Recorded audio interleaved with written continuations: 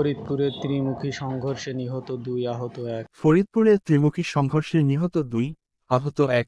ফরিদপুরে তরমুজবাহী truck, motorcycle ও অটোরিকশার ত্রিমুখী সংঘর্ষে দুজনের মৃত্যুর খবর পাওয়া গেছে।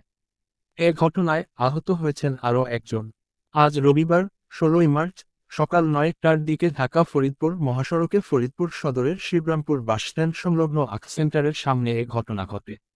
বিষয়টি নিশ্চিত করেছেন করিমপুর হাইওয়ে থানার ওসি মো. সালাউদ্দিন চৌধুরী। নিহতরা হলেন মোটরসাইকেল চালক ফরিদপুর সদর উপজেলার ঈশান গোপালপুর ইউনিয়নের জাদপুর গ্রামের নয়ন শেখ ২৪ ও একই ইউনিয়নের মদনদিয়া গ্রামের শাহজাহান শেখ ৫২। এলাকা ও পুলিশ সূত্রে জানা যায়, ফরিদপুরের দিক থেকে আসা রাজবাড়ীগামী একটি তরমুজবাহী ট্রাক নিয়ন্ত্রণ হারালে একটি মোটরসাইকেল ও রিকশার সঙ্গে সংঘর্ষ হয়। এতে মোটরসাইকেলের চালক নয়ন ঘটনাস্থলে নিহত হন। মোটরসাইকেল আরোহী নিহতের মা এবং অটোরিকশা চালক গুরুতর আহত হন।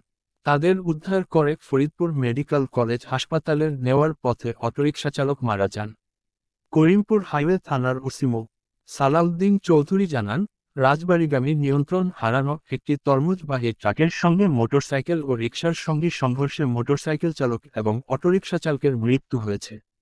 এছাড়া মোটরসাইকেল আরোহী নিহতের মা গুরুতর আহত হয়েছেন। তিনি ফরিদপুর মেডিকেল কলেজ হাসপাতালের চিকিৎসাধীন। তবে ট্রাক চালককে আটক করা সম্ভব হয়নি। এ বিষয়ে আইনানুগ ব্যবস্থা প্রক্রিয়াধীন।